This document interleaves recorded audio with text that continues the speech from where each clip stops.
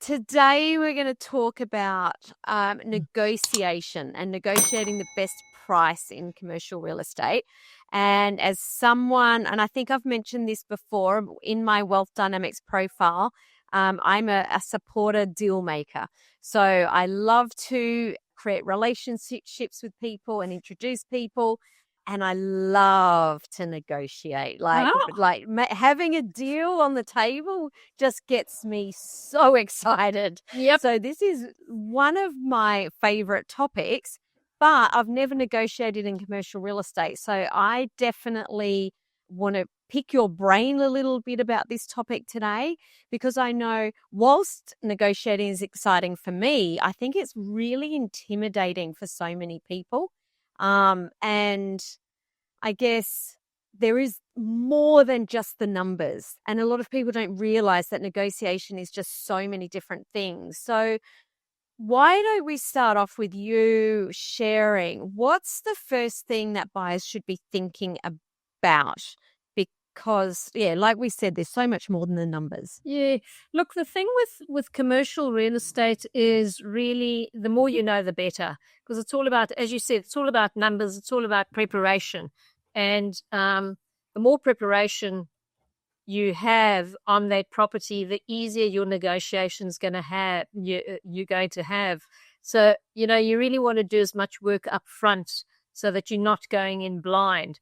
It would help if you have an understanding of the market values, comparable properties, and there's a gamut of programs out there that you can use to go and get these informations. And if you're using a buyer's agent, obviously the buyer's agent would have that. Agents would have that as well. They might skew that to being in their benefit rather than yours, but anyway. And you really want to look at properties that have sold, and it's about the income of the asset itself. Because when you're buying commercial, you really are buying, I've said this 100 times, like buying a business. So ideally, you want to make sure that income is sustainable. Another point is, what is the seller's motivation? So if you can find out what the seller's motivation is, that kind of helps you leverage the conversation, and it gives you a sort of understanding of, where to start, So the more knowledge you have, most definitely the better. It's that's the when key. I think about negotiation, I actually think of like what happens months beforehand. So I'll share a story. One of the properties that I bought, this was a residential property, so don't get that part of it confused. But I was looking for a property where I could demolish it and do a new build.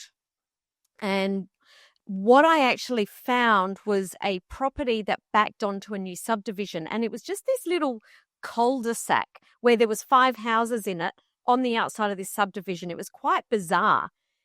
But what I'd done, and I'd been following this for months, and I had it all in a spreadsheet because I'm very nerdy like that, is I'd actually worked out what the per square meter price of the land was. So when this particular old house came up, and I saw it on realestate.com, and I saw it, I'd put in an offer within 20 minutes of it popping up on realestate.com, because all I did was go, I know that in the subdivision, the land is this much per square meter. This particular house had to be demolished. It was absolutely like the fact that there was someone living in it is almost criminal.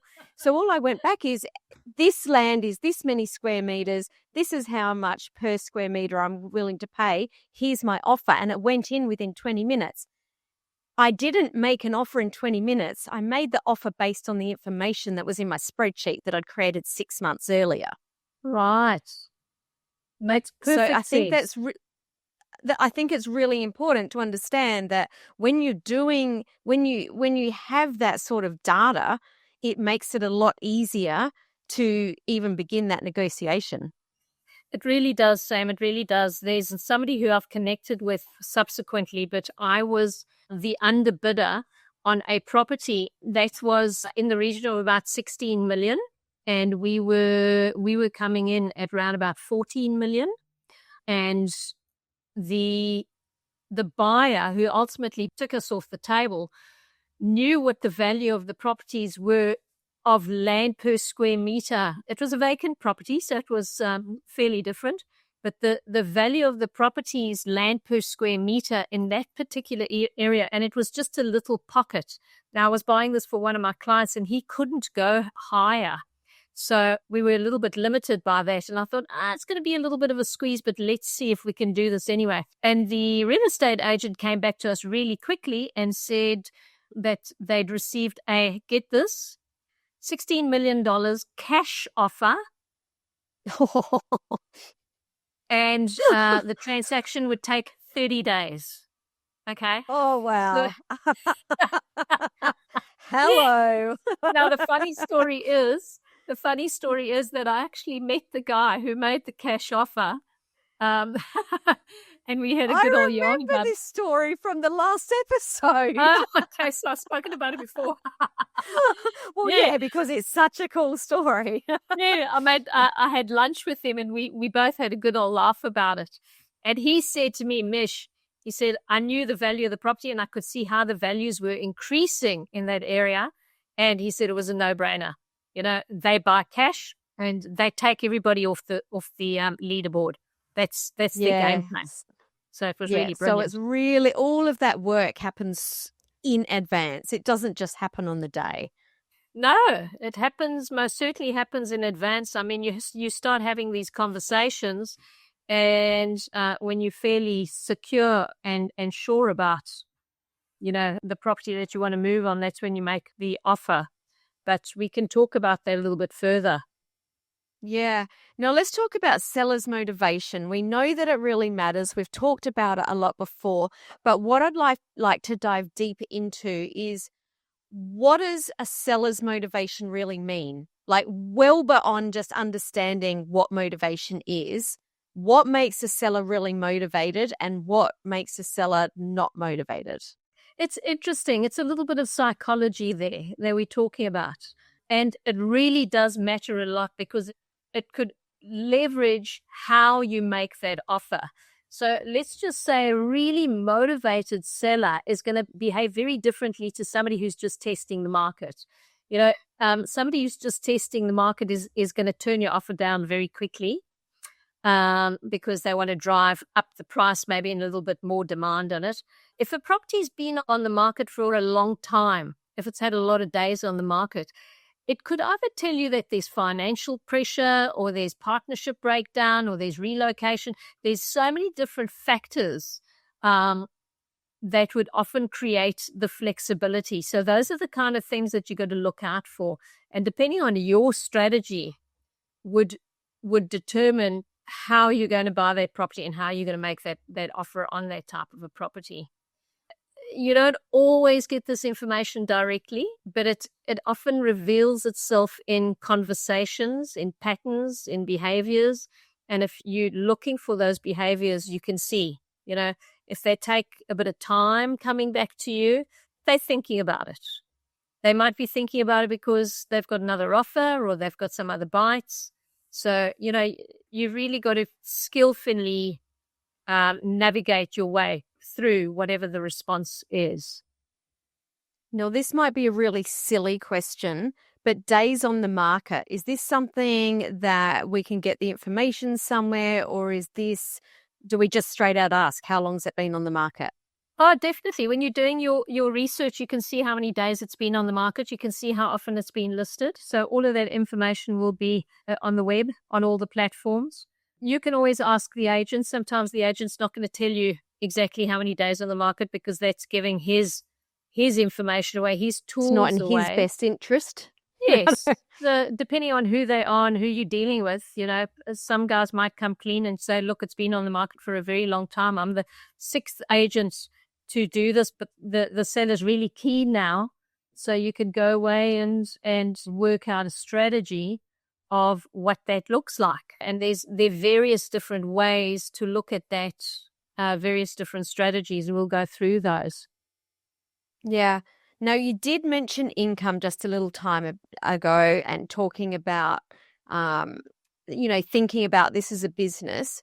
How central is that to the negotiation process? Look, depending on the type of asset, If it's an A-grade asset that's tenanted with a 5+5 year lease, then you really want to make sure that your income is good, solid, and stable, that your tenants are good, solid, and stable. If it is a high-risk property where you've got to do some work on it, then if you've got data to justify a price reduction, they might be asking, let's say, 5 million.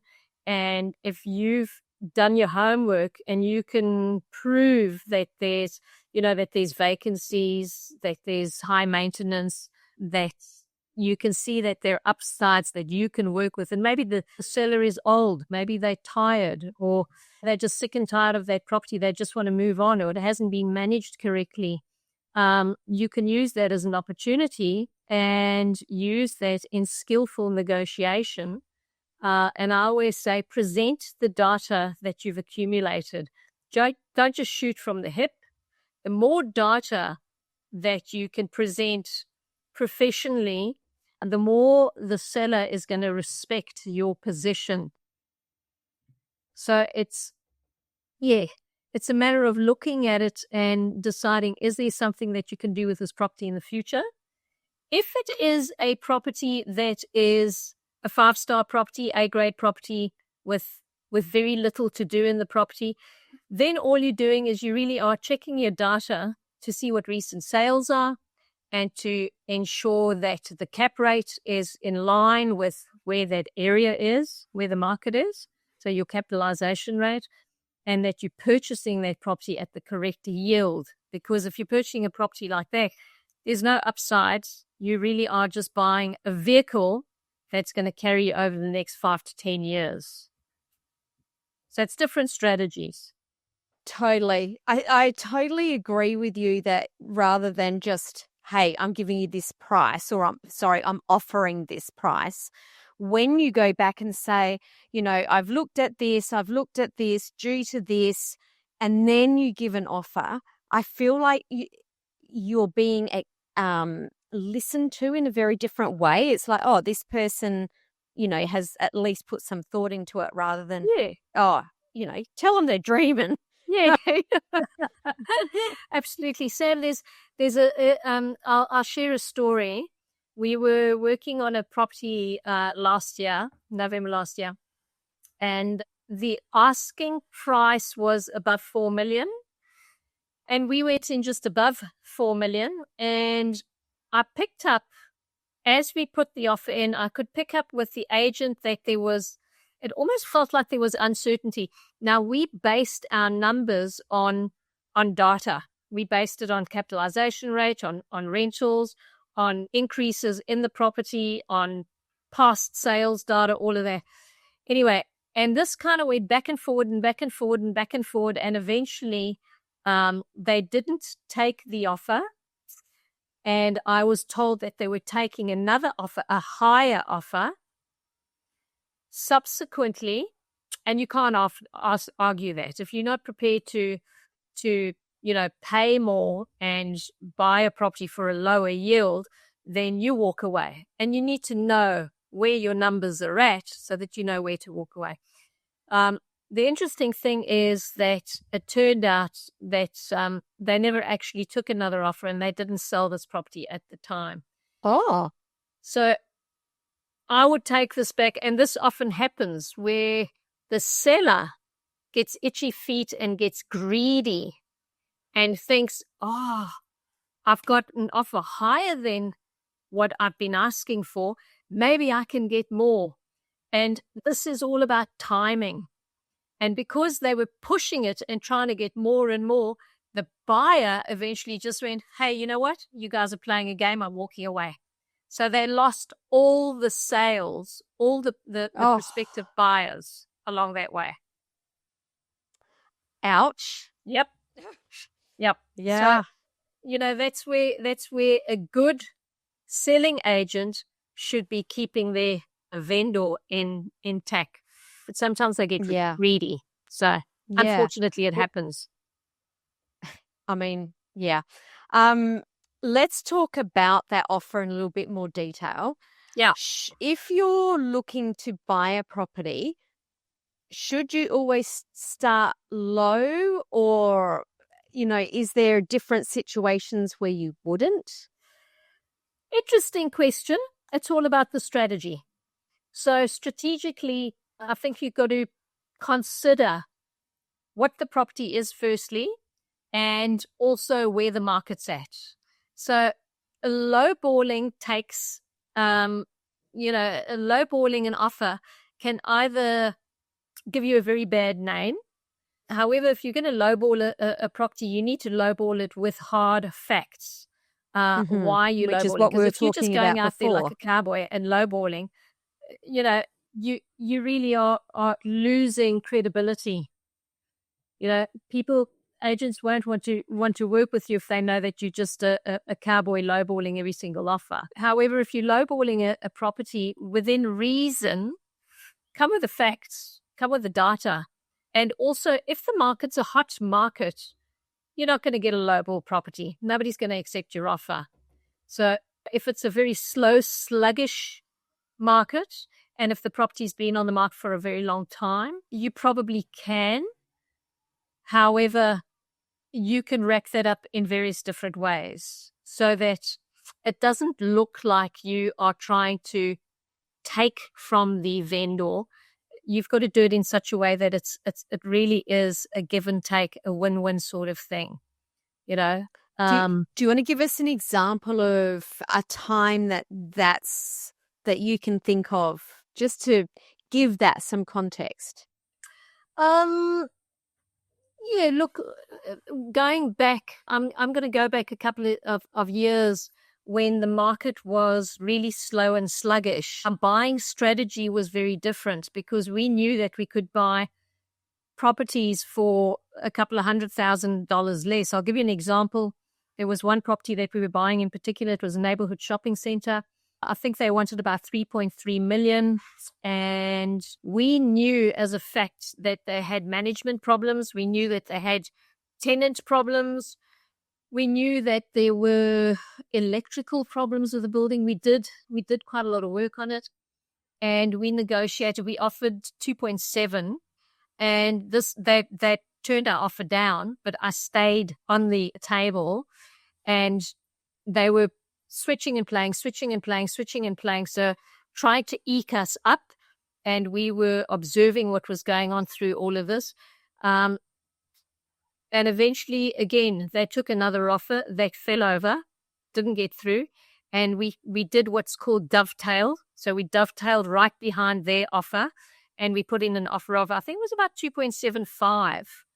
And so it's 500,000 more, but they came back to us at the very last minute and they accepted our offer. However, that was crisis time. The vendor was very uncertain about what was happening in the market, and she realized that she wasn't going to get her 3.3 million. And she just wanted out because she knew she had all of these problems and she couldn't solve the problems. We knew that we could solve those problems. So we took on the risk, and it's all about risk and reward. Yeah, totally. So and the strategy behind that. Sorry? And the strategy behind that, you knew that there was a risk, but you'd already done your homework, so you knew what that was. I mean, we never know 100% what something's going to be, but there was an educated guess behind that. Very much so. I mean, it's calculated education, I think, behind that kind of property. In today's market, very difficult to do that because you've got 100,000 lowballers out there that want a great deal. They want a cheap deal. And realistically, it's a hot market. So you've got, on average, you've probably got about 200 buyers per property, whereas 7 or 8 years ago, you only had 2 or 3 buyers per property, but the market shifted. So now you're in far more competition, and the vendor has far more hand over. They can decide who they want to go with, Let's talk about once the offer is made. What's the biggest mistake that you see people making once that offer's done? Talk too much. Talking. Make your offer and go quiet. Shush, no more. It's a little bit like secondhand car sales. They say, when you're buying a car, once you've come to a deal, say thank you, sign on the dotted line, and walk away. And stay with the secondhand car salesman is stop talking, because that's when you get yourself into trouble. So yes, the name of the game is speed. All right, they've accepted your offer. Get that paperwork in, get things going, get it through to the lawyer, get the contract going, show as much enthusiasm as possible that this deal is going. But at the same time, you want to be incredibly proactive, but you don't want to be desperate. Because if you show them signs of desperation, then they're going to think, hang on, then you're putting the ball in. What's going on here? Yes. Yeah. So be patient, be proactive, and don't rush into anything. Just be proactive, make sure that things go over systematically, working with them. How prepared do you need to be to walk away? Same in every single deal. Every single deal that we look at, we get to a certain point where we've got our cutoff point. So it's a little bit like an auction. When you go and buying on the open market, open listing versus auction is very similar as well. Do your homework, know what you're looking at, and have your cutoff point. Because like that example that I gave you a couple of minutes ago where we gave a very skillful offer, which was market relative, and because there's a glutton of buyers on the market, that the vendor got greedy and wanted more and more and more and more, and he lost the deal at the end of the day. So know where your cutoff is, where you're prepared to walk away. And often what happens, and we've had this a couple of times, not so much lately, but previously, where we would walk away and the vendor knows that we are good, solid, stable, and that if we do go to contract, the contract will go through. Often what happens is it comes back to us. So they'll come back to us because they'll try and, and push it. We've walked away. We've just gone, nope. If it doesn't work for them or if their deal falls over, then they could come back to us. So leaving the options open. Yes, always leave it open. For every single deal that we don't get, I always say the offer's on the table. I leave it on the table. Okay. Now, due diligence is something that you talk about just about every single episode. It's usually seen as a safety net. Yeah. But I also know from chatting to you behind the scenes, I'm very lucky get to chat with you. It sounds, you often say that you see it as more than that. Can you go into that in a little bit more detail? Look, due diligence is where you are replacing assumptions with facts. So you can go and see a property and sometimes face value, you'd look at it and you will make an assumption that because this tenant is not there half the time, they can't afford to pay their rent, let's say. But that's making an assumption. If you're checking the facts, it really doesn't matter how much they're there or not.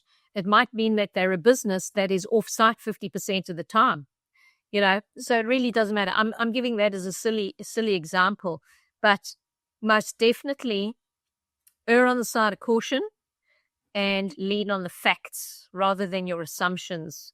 Often in your inspections, you're uncovering issues like maintenance, compliance, or gaps in compliance, inefficiencies. They aren't just risks. These are legitimate grounds to negotiate on, because bearing in mind, when you're purchasing that property, you're inheriting all of those compliance issues or those inefficiencies. So recognizing that, and again, if you itemizing that and giving the vendor the facts, they've got two choices. They can either carry on marketing it as it is, and hopefully they find somebody that's not going to be as detailed as what you are, or they can do something about it and substantiate those facts, and then get their full price. So it's up to them whether they're prepared to take a cut and pass their problems onto somebody else, their headaches onto somebody else. And it's all about pricing at the end of the day. It's accurately ensuring that you're purchasing that property with the right information on the table at the right price. Yeah.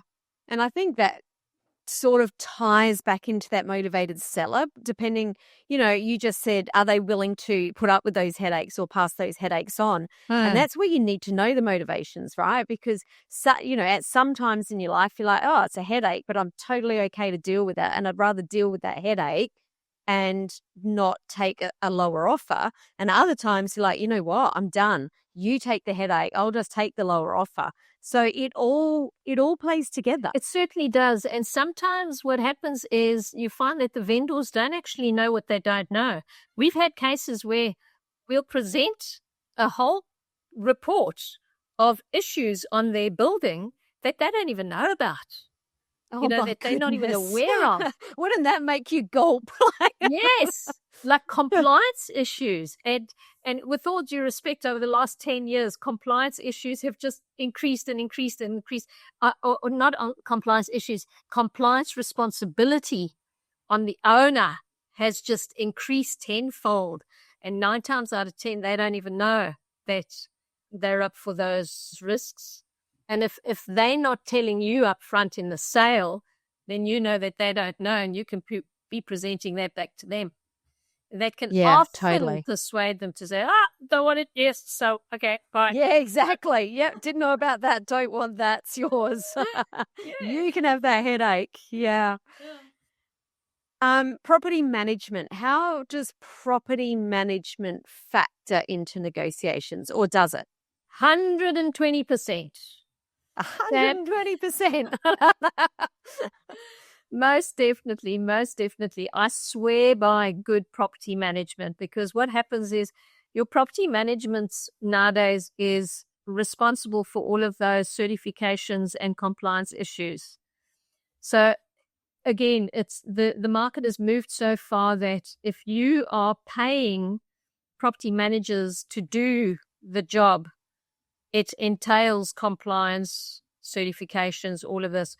So a lot of owners, and we see a lot of these properties on the market at the moment, they don't know that the compliance and all of that has changed. So they're just going along as, bubbling along as before. And it's huge, and it's often overlooked, where in due diligence, if you're looking closely at the property, you can have a look at how it's been managed. Has it just been managed kind of willy-nilly? Or do they have their ducks in a row? If you ask for reports, can they give you management reports? Can they give you administration? Can they give you rent reviews, arrears, vacancies, management, outgoing recoveries? All of these kind of things should all be in a report. And if you're not getting that from your property managers, then you know that property is not really being managed correctly, and there's an opportunity. So hang on, I just want to check that I've heard this straight, because I could have got this wrong. Are you saying that as a buyer, if we notice that there's poor management, that can actually strengthen our position as a buyer? Correct. 100% correct. Huh. So you think about it. I'll give you an example. We've got a client who's owned a property for, let's say, 20 years. Warehouse, shed. And the compliance has changed over the last 20 years. They haven't done anything about the compliance. They just keep putting another tenant in, and tenant moves out, and they put another tenant in. And come along a new buyer that wants to purchase their property. The first thing they ask for, if they're a sussed buyer, is for the management reports, for the property management reports. And they pick up straight away that there's a high vacancy, that there's a high turnover, that the outgoings haven't been paid by the tenants. They haven't been recovered, which means that the owner is leaving money on the table. Tenants are not paying for them. That the management system software person, whoever it is, has not been doing the right recoveries, and the owner's been losing money. So if you as a buyer can pick that up and you can see that, and if their management systems are slack, you know that you've got an opportunity there. So how do you then raise those issues without getting the seller offside or upsetting the seller? Because if you do that, obviously that's going to hurt the negotiation as well. Facts. Lean on the facts. So, and you've got to be very careful how you do it. Yes, absolutely. So I would say if you're wanting to motivate for a discounted offer and they're expecting more, you can present that and you can ask them for all of these reports, like the lease administration, the reviews, the arrears, the vacancies, the outgoings, the recovery, the maintenance schedules. And maintenance schedules could be roller shutter doors, air conditioners, and exit and entry reports from tenants, depending on who the tenants have been, roof reports and solar reports, depending on what that asset has. You can be requesting all of that. And the more they cannot give to you, the more it strengthens your case. So it's not just a matter of criticizing them. It's a matter of explaining to them tactfully that, look, you need these reports to make an educated decision to be paying a premium price. And if they can't supply that, you'll have one of two attitudes from the seller. They'll just say, I'll find somebody else. I'm not going to sell to you. I've had that before when they've just said, no, I'm not selling to you. Yeah. You know, because if they feel criticized, that it's like it's a personal attack. Not really. It's not really that they feel criticized. I mean, this one in particular was this big bloke, and what he felt is that we were being too detailed, and that his property doesn't need all that stuff, and he'll just find another buyer. And you can't argue that, because if he feels that you're being too detailed, and he doesn't want to do that, then good luck. He might find another, like I said, he'll find another buyer that's going to come along and just say, oh, yeah, looks good, nice. Yes, I'll pay $5 million for that, thank you. And then find out afterwards, once he's purchased it, all these things, I was speaking to a client of mine, and they went off and they bought a building. And they looked at the building and said, yeah, that looks good. Oh, sounds great. Nice tenant. They're there for 3 years. Signed it up, bought the building. And about 6 months later, the tenant phoned them and started complaining about cracks in the building. And then the more they investigated, they found out that the seller had just done a makeup job at covering all the cracks and done a lick and stick and covered it up. This building had over $1 million worth of repairs that it needed. And because they didn't do their homework properly, they ended up, they tried to go back to do a back claim, but it was too late by then. But that is really a story of do your homework well. Totally. Make sure that doesn't happen to you. What about the flip side? What if the property is actually well managed? Look, if the property is well managed, happy days. You don't have a huge amount of leverage. But then that means you're a different type of buyer, where you just want something set and forget, something that's just going to tick away, something that's going to pay you on a monthly basis. And you find most of those buyers are in a very good position financially, maybe a good tax position. They're happy to just buy an asset to get their foot onto a good quality asset that builds their portfolio and that grows over time, and that is basically just washing its face. So there's very little reduction negotiation that you can do in that kind of market. Then you buy at price, you've got all the substantiation, and 9 times out of 10, your seller will have a seller's report or disclosure with all the reports that you need, and squeaky clean, do the deal and move on. So those are lovely, nice, easy, squeaky in and out deals, and still very viable for the right type of buyer. It's a long-term strategy. So what I'm hearing is management quality really cuts both ways. So, yeah, the reason why it would cut both ways, Sam, is because if you've got really good management, you're going to get good value out of your property when you're selling it, and you can substantiate the price and the value that you're looking for.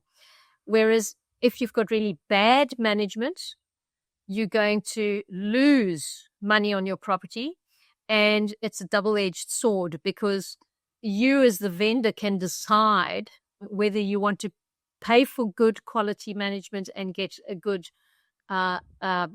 result out of that. Or if you're not prepared to, or if you're self-managing the property, expect that you're going to have those low ball offers, and you know, and your property is not going to be in the same sort of condition. So don't expect to get what your neighbor got for an A-grade property. Yeah. Creative deal structures. I said I'm a deal maker. We love a good creative deal structure. Do they still matter in this, what we're talking about? I think everything that we've been speaking about is pretty creative, and there's various ways to be creative about your deals, particularly if they are not an A-grade property. Like I said, an A-grade property, somebody's looked after their property well, then they're not going to flinch. They're not going to give you a deal, particularly in a hot market. No, they know where they're at. They know where they're at. They're serious sellers. They've generally got their ear to the ground, and they're just going to say no, because they know that they've got another 10 offers, you know, that they could get. However, if it's not such a clean deal, there are various different ways. And this is where you need to find out more about your vendor. Okay. What is their motivation? Why are they selling? Are they looking for a fast settlement? Do they want a clean contract? Are they flexible with regards structures, finance, leaseback, or something more attractive, maybe in the event of lower prices and a barter? We've had a deal where, I think I might have mentioned this before, where a client couldn't afford a property, but he traded his Lamborghini. I remember this. You have the best stories. Okay, I'll take your Lamborghini. And it was very funny, because at the time I felt as if I was sitting at a game of poker. Yeah, that's what it's like. It's like watching an old American show. Yeah. This guy in particular was like, kind of like, you know, he'll just throw the Lamborghini in. Anyway, it turns out at the end of the day, I said to him, no, mate, you sell, because the buyer didn't want the Lamborghini. I said, sell the Lamborghini and throw the money in. And we got the deal. We actually did get the deal. Yeah. So if you want creativity, there we go. Absolutely. Absolutely. That's great. Yeah. You talked before about the cowboys and the, you know, constantly doing the lowball offers. But, you know, do lowball offers ever work? Like, is there a time that you would throw in a lowball offer? Sam, the only time that you can do a lowball offer is when the market is sluggish, when people are desperate to sell, or when the property's falling over. You know, when the property's it's been on the market for a long time. And if you know how to wear the seller down, then you can lowball. But realistically, it's very, very difficult to do that in the current, when the market is hot. And also, you've got to be very careful with that, because if you go and lowball an offer, you could be misjudging the seller completely. They could be totally insulted by what you're doing and never want to speak to you again. And you burn, not only that, you burn your relationship with the vendor, and you burn your relationship with the agents as well. You know, your name, you get your name out there that you're a lowballer. People don't want to deal with you because you become a tire kicker. So even in a lowball offer, you've got to be very strategic about not damaging relationships, about doing it correctly, and substantiating why you think that your offer is valid, why they should look at it. You know, and you've always got to consider that in a hot market, they've got 20 other offers. It's hard to lowball because, you know, you've got a lot of buyers out there that are just going to walk up to the property, have a look at it and go, oh, yeah, this looks good. Okay, I'll sign on the dotted line. They don't do what you're doing. Yeah, So, there's always going to be someone. yes, there's always going to be someone. And are you prepared to tarnish your name by being labeled the lowballer? So, Yeah, do your yeah, homework, if that's what yeah. you're going to do. Because I would be thinking that, those low ballers, they are a little bit offensive. Like, people do get offended, and you never know what's going to happen down the track. And that actually takes away your negotiation down the track totally. It does. It really does take the negotiation off the table. What I was going to say about lowballing is you often find in the current market that the lowballers are cash buyers.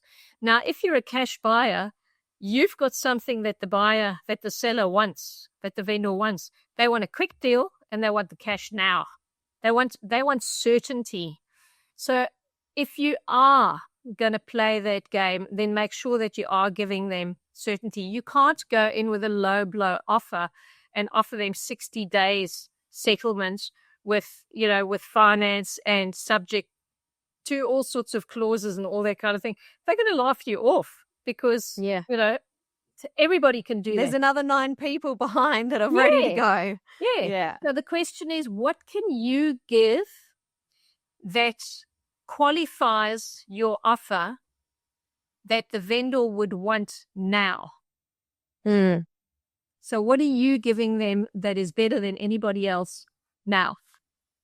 And I think that's a really important part of negotiation, is to understand that it has to be a win-win. When it's not a win-win, then the power is taken out of the negotiation. Completely. Every single negotiation that you're doing, it is not a negotiation if you're not both winning. If you're not both winning and somebody is walking away feeling battered and bruised, they're not happy, they'd never want to deal with you again, and they don't feel good about the deal. And it doesn't matter what you do and how you do it. You can always do it in such a way that you're wanting to have everybody winning and feeling like they're getting something out of it. Because otherwise you're just giving yourself a bad name by, Totally. all this kind of stuff. Oh, Mish, we've talked about so much. You always do. You always share so much wisdom. But if you had to leave listeners with one core principle around negotiation today, what would it be? Sam, I think in commercial, we always say commercial is a numbers game. It's not an emotion game. Now, I was chatting to somebody about this last week, and I said to them, with all due respect, money is emotions. We get very emotional about money. But if you that's probably the most emotional that people get, is around their mony. I'm going to break that myth, Sam. I'm going to say there's 3 areas. Go on. I'd love it. There's 3 areas in your life that are very, very heated. So the one is money, finance. The other one is relationships, physical relationships, friendships, love, that kind of thing. And the third one, dun, dun, dun, dun, belief systems, religion, politics, religion, belief systems. So we're going to leave those 2 out and just focus on the money.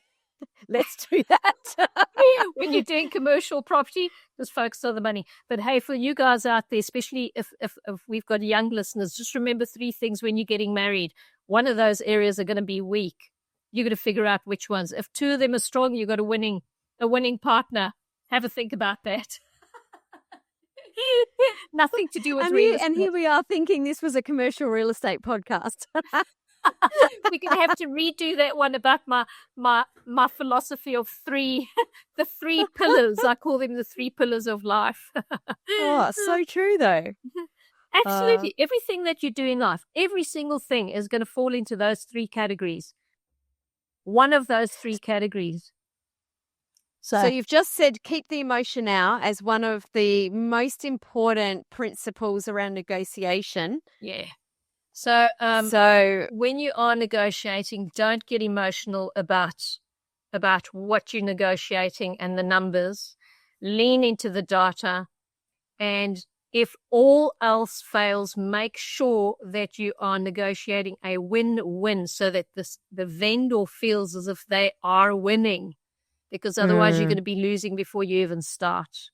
understanding the 100%. assets, understanding the management behind it. And, you know, it's if you're putting all those pieces together, and you can rationally present something that would be reasonable, then everybody should feel as if they are getting a win-win out of it.